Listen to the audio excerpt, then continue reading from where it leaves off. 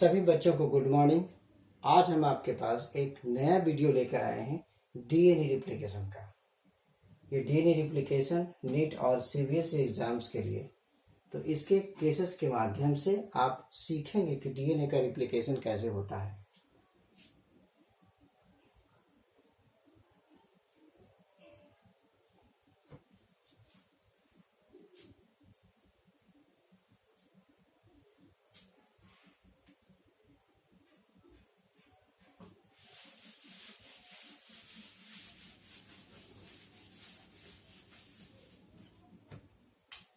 DNA replication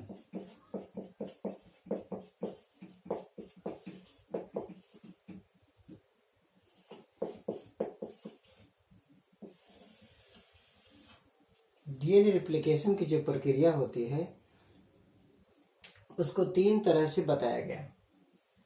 तो DNA का जो रिप्लिकेशन, नंबर 1 कंजर्वेटिव,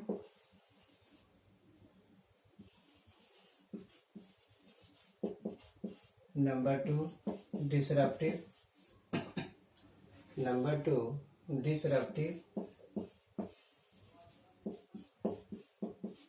और नंबर 3 सेमी कंजर्वेटिव।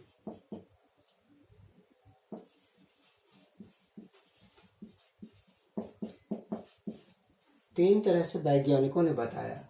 जिसमें conservative, it was not experimentally prove, this one also it correct, ये तरीका नहीं था, गलत था। But semi conservative process is the right one, ये सही है डीएनए रिप्लिकेशंस के लिए। It is the experiment to prove the DNA replication, how does it happen. ये एक्सपेरिमेंट के जरिए प्रूव किया गया। First of all Watson and Crick, सबसे पहले वाटसन एंड क्रिक साहब ने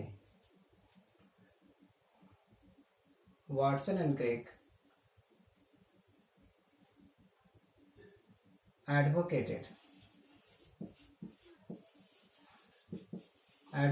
मतलब वकालत की या बताया। First of all Watson and Crick advocated the semi conservative way.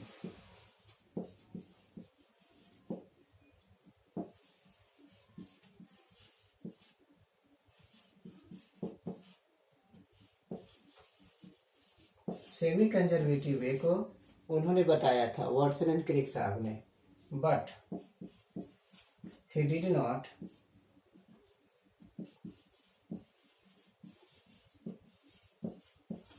prove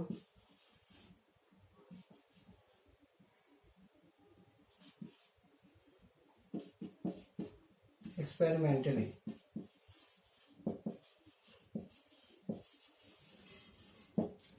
उन्होंने कहा तो जरूर था कि डीएनए का जो रिप्लिकेशन होता है वो सेमी कंजर्वेटिव होता है, लेकिन उन्होंने प्रायोगिक तौर पर, एक्सपेरिमेंट के तौर पर उन्होंने प्रूफ नहीं किया।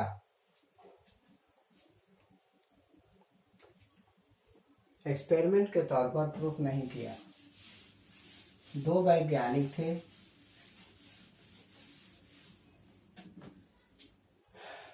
टू साइंटिस्ट्स,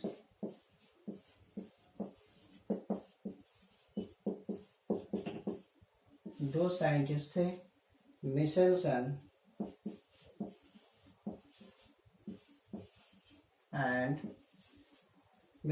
एंड स्टाहल, दो वैज्ञानिक थे। इन दोनों ने इन 1958 1958 में proved that replication is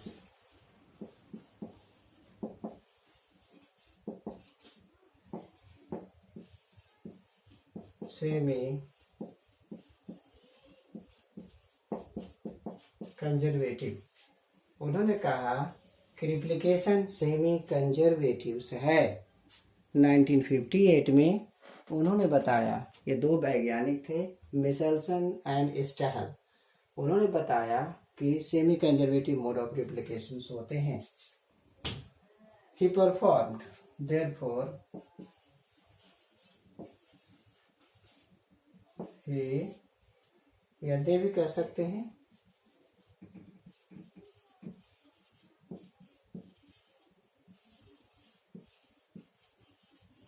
इसलिए उन्होंने they performed the experiment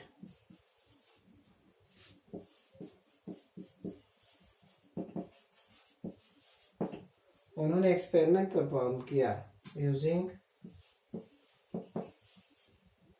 heavy nitrogen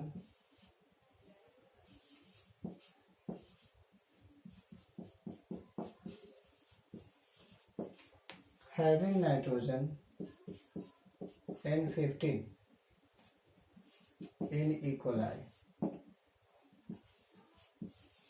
coli का N15 का E. coli के साथ आपका एक्सपेरिमेंट किया। वे दो मीडियम लिए, दोनों वैज्ञानिक ने they took isotopes of nitrogen,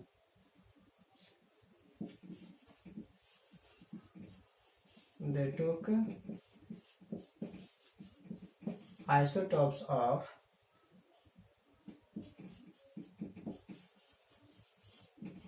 nitrogen N14, N15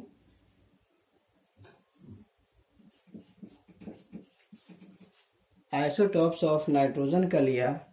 N15 जो था heavy band, N15 nitrogen heavy है, heavy isotopes,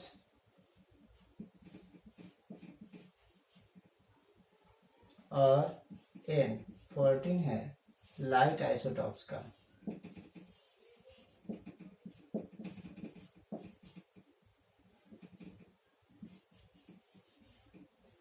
heavy isotopes and light isotope. तो उन्होंने दो आइसोटॉप्स लिए, एक N15 का और एक N14 का। तो इस तरह से मिशेल्सन साहब ने प्रूव करने के लिए तरीका अपनाया। उन्होंने किस पर किया? तो E. coli पर, दो मीडियम का।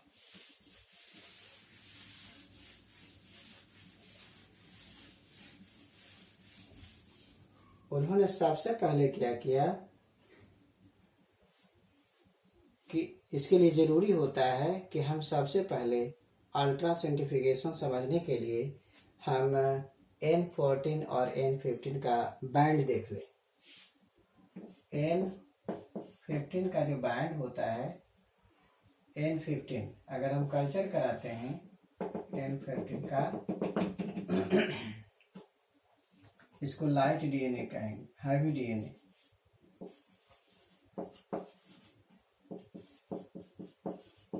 ये हैवी डीएनए अगर हम इसका अल्ट्रा सेंट्रीफ्यूगेशन करते हैं, हाँ,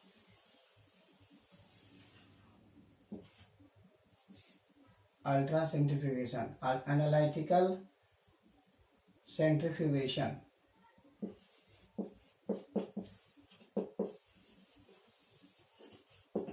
अगर हम इसका सेंट्रीफ्यूगेशन करते हैं तो बॉटम में बनता है, बिलो रीजन पर, एट बॉटम N15, यहाँ बनता है N15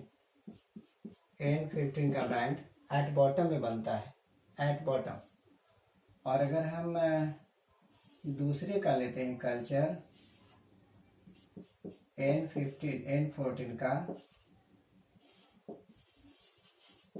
लाइट डीएनए का हम लेते हैं, तो इसका जो आपका हम सेंट्रीफ्यूगेशन करते हैं, इसका जब हम सेंट्रीफ्यूगेशन करते हैं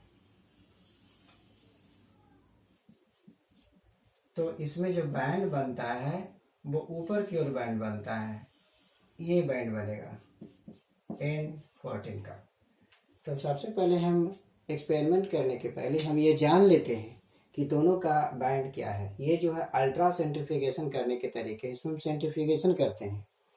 तो जब हम N15 को कल्चर कराया और उसका सेंट्रीफ्यूगेशन किया तो N15 जो बैंड है, ये ट्यूब जो है इसके सबसे नीचे बना, बॉटम पर, और हमारा N14 का बनाया चूंकि ये लाइट है तो इसका टॉप पर बना। तो इस तरीके से हमने जाना कि दोनों का बैंड कहाँ बनता है। अब हम चलते हैं एक्सपेरिमेंट पर।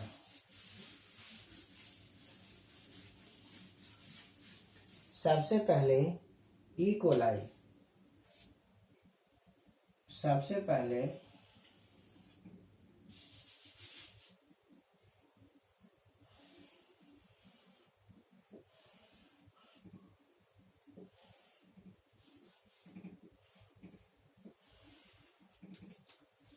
N15 है, N15 ई कोली। सबसे पहले हम क्या करते हैं कि ई कोली को N15 यानी हैवी मीडियम में सेवरल जनरेशन कल्चर कराते हैं। Culture several generation,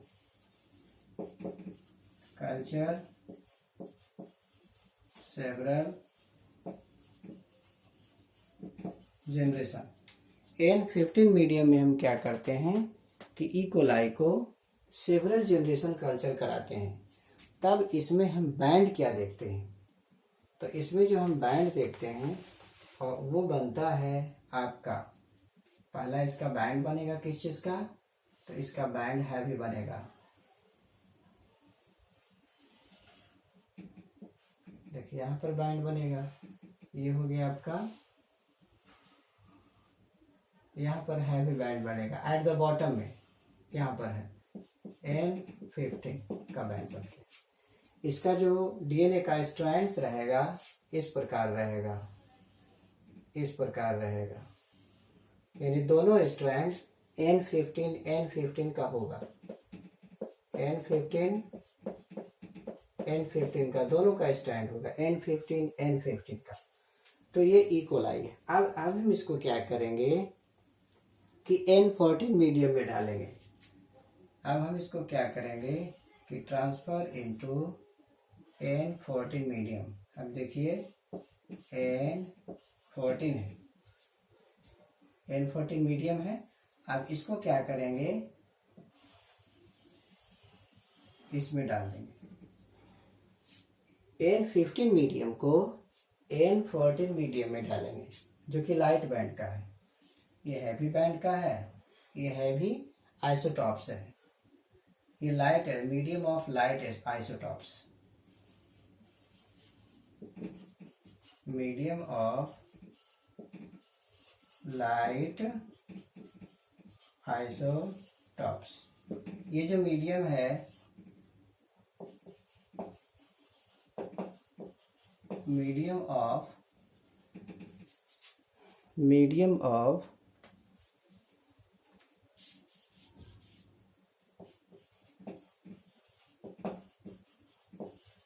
heavy isotopes,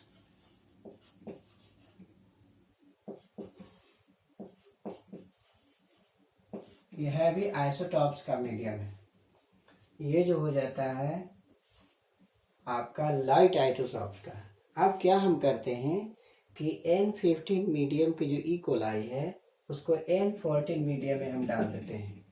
जब हम N14 मीडियम में हम डाल देते हैं तो हम क्या देखते हैं, 20 मिनट के बाद, आफ्टर 20 मिनट्स, आफ्टर 20 मिनट्स हम देखते हैं बैंड क्या बनता है। तो देखिए हम बैंड बनाते हैं,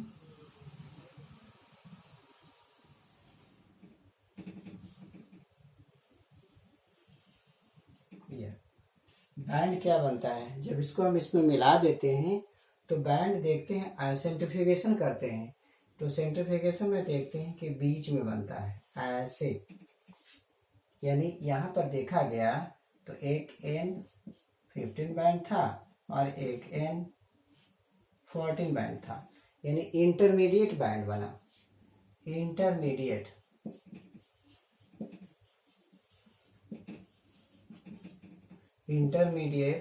बैंड।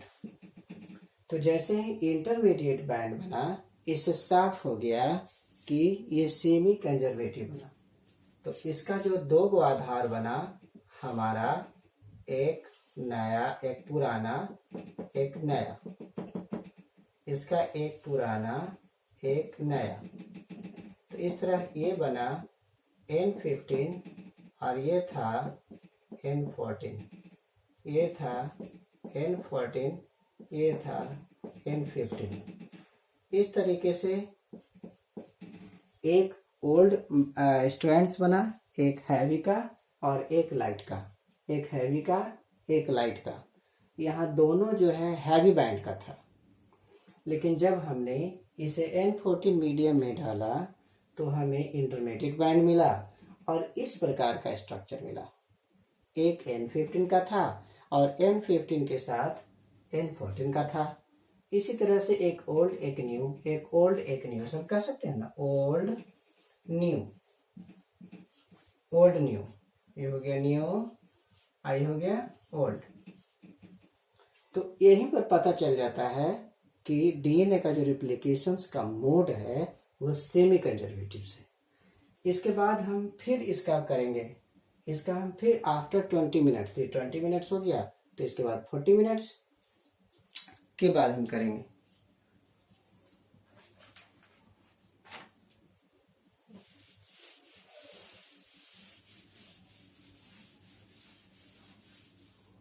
आफ्टर 40 मिनट्स के बाद देखेंगे क्या होता है। तो आफ्टर 40 मिनट्स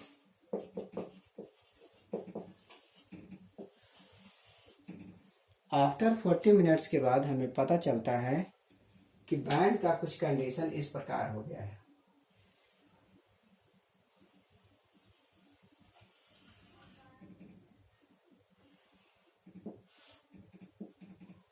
आफ्टर 40 मिनट जो है आपका इंटरमीडिएट बैंड्स तो वही है, इंटरमीडिएट बैंड वही रहेगा, लेकिन एक और बैंड बना है, इसको कहते हैं लाइट बैंड। ये this is the light band, ये इंटरमीडिएट है,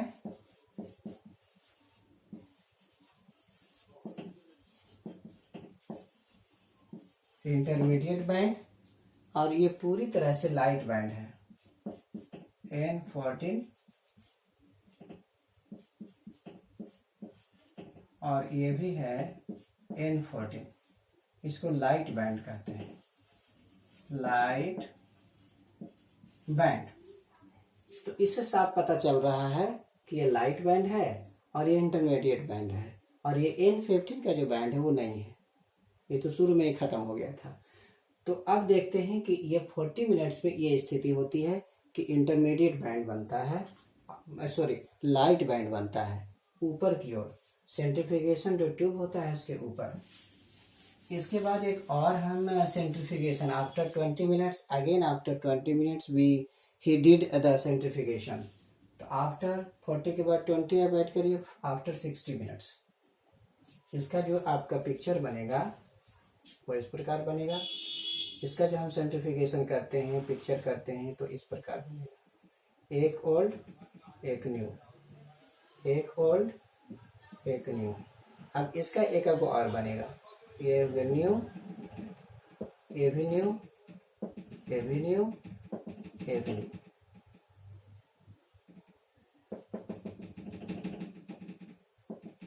ये देखिए, ये हो गया N15, N14, ये दोनों N14 है, N14 हो गया, N14 दोनों स्ट्रैंड से है, N14 और N15।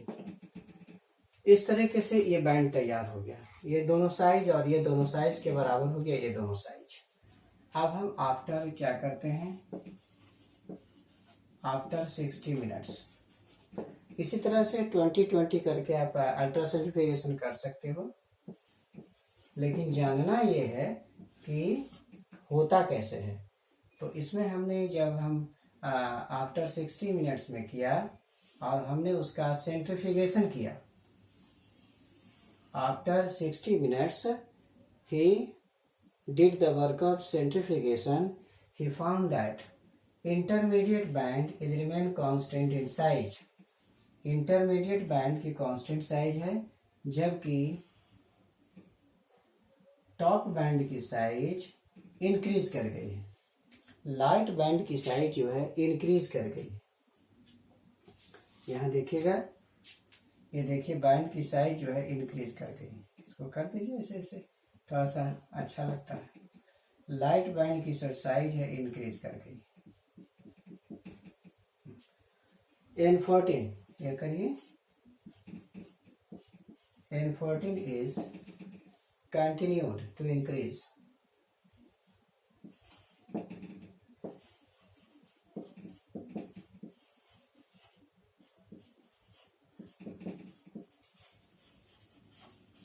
N15 is continued in increase or intermediate.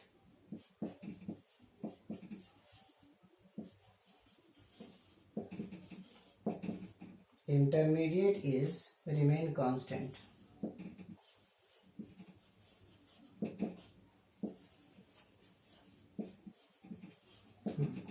ये देखिए बढ़ता चला जा रहा है।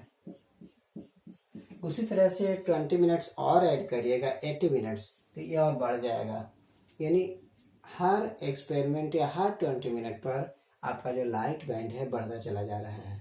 इसका मतलब ये हो जाता है कि इसका प्रोसेस सेमी कंजर्वेटिव है। अब यहाँ पर जो आप देखेंगे, इसको इस तरह देखिए, इसका भी इसका एक बनेगा, इसका एक और बनेगा, यानी इसका भी बनेगा। जैसे एक हो गया, फिर इसका बनेगा, हर का दो दो बनेगा, इसका 4 बनेगा,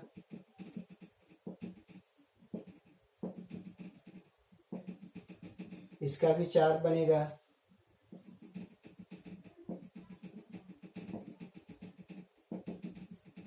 इसका 2 बनेगा और इसका 1 बनेगा।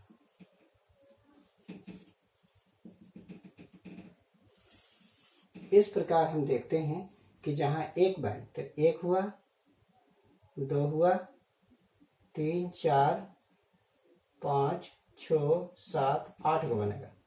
तो 1, 2, 3, 4, 5, 6, 7, 8, इस तरह हम देखते हैं कि ये जो इतना बैंड बना जो N14 का है। These are the N14 band. These are the N14 band. ये जो है N14 बैंड है।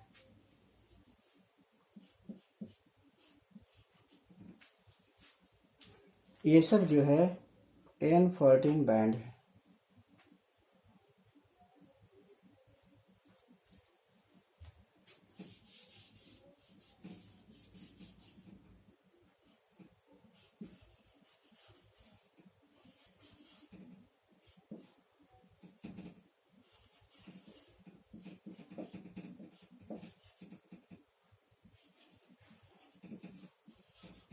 These are all N14 band. इस तरह से हमने एक्सपेरिमेंट में देखा कि जो N14 यानी लाइट बैंड है हर जेनरेशन्स में बढ़ता चला जा रहा है। तो ये एक्सपेरिमेंट से हमें ये पता चलता है कि जो आपका है, ये वाला तो हो गया इंटरमीडिएट बैंड, इंटरमीडिएट बैंड, ये भी आपका हो गया क्या, इंटरमीडिएट बैंड, और ये हो गया आपका N14 बैंड। ये आपका दे दिए हैं N14 बैंड हो गया, N14 बैंड। यहाँ पर भी N14 बैंड हो गया। इस तरीके से हम ये कह सकते हैं कि ये जो प्रोसेस DNA का है वो सेमी कंजर्वेटिव है। This process is semi conservative.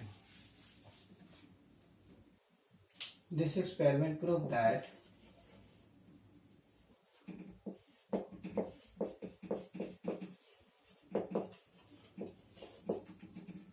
proved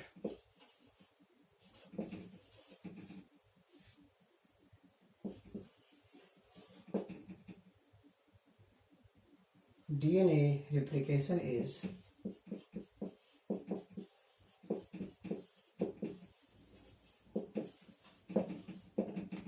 semi conservative.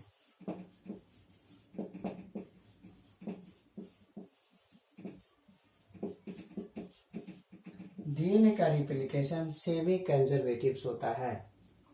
एक और खास बात यह है कि जब हम अल्ट्रा सेंट्रीफ्यूगेशन करते हैं तो उसमें एक सॉल्यूशन डालते हैं। We keep solution in ultra centrifugation tube. तो ये कहते हैं एक वर्ड है सीजियम, CsCl, एक सॉल्यूशन है, इसको कहते हैं caesium chloride.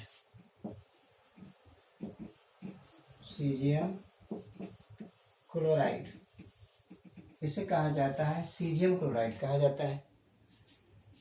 It is the solution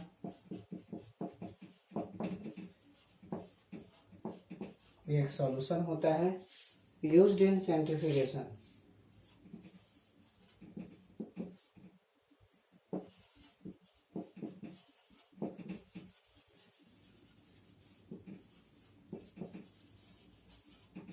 ये एक सॉल्यूशन है जो सेंट्रीफ्यूगेशन ट्यूब में यूज किया जाता है। It is the centrifugation used in centrifugation tube to form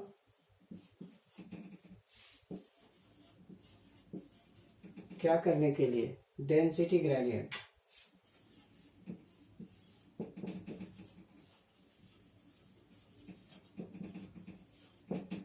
density के आधार पर अलग अलग करना को डेंसिटी ग्रेडियंट कहते हैं। जैसे हैवी आइसोटॉप था तो सबसे बॉटम में हुआ, लाइट था जो सबसे ऊपर हुआ। Density gradient band of lower density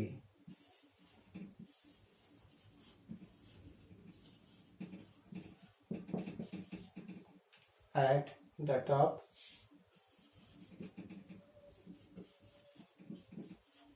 lower density top में रहता है and increases gradually towards bottom।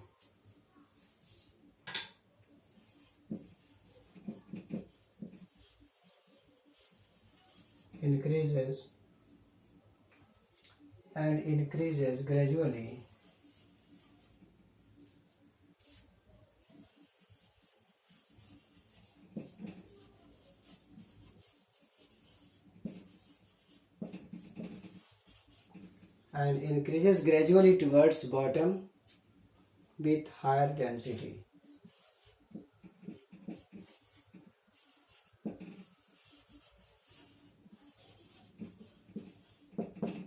ये सीजियम क्लोराइड जो होता है वो डीएनए के जो हैवी आइसोटॉप्स है उसको नीचे कर देता है और जो लाइट आइसोटॉप्स उसको ऊपर कर देता है, और दोनों का जो हाइब्रिड हुआ उसको बीच में कर देता है। यानी सबसे ऊपर लाइट का रहता है और जैसे जैसे हैवी होते रहता है वैसे वैसे क्या करता है कि ग्रेडियंट बनाता जाता है, लेयर बनाता जाता है कि ऊपर कितना रहेगा, बीच में कैसा रहेगा, लास्ट में सच। तो टॉप में सबसे हल्का रहता है, लेकिन जैसे जैसे उसकी हैवीनेस बढ़ती जाती है, भारीपन, वो धीरे धीरे नीचे की ओर जाता है और सबसे लास्ट में बॉटम में जो सबसे ज़्यादा हैवी है वो रहता है। तो ये काम करने वाला है सीजियम क्लोराइड। तो इस तरीके से हम देखते हैं कि हमने आज जो स्टेप देखा, मैंने इस वीडियो के माध्यम से डीएनए का रिप्लिकेशन कैसे होता है इसके बारे में बताया गया। दिस एक्सपेरिमेंट वाज प्रूव था और इसको it was accepted in all over the world, सभी के द्वारा एक्सेप्ट किया गया। तो इस वीडियो के माध्यम से हमने डीएनए रिप्लिकेशन के बारे में बताया। इसे देखिए, सब्सक्राइब और लाइक करिए और बहुत सारा खुशियाँ हमको दीजिए ताकि हम और वीडियो तैयार कर सकें। Thank you very much.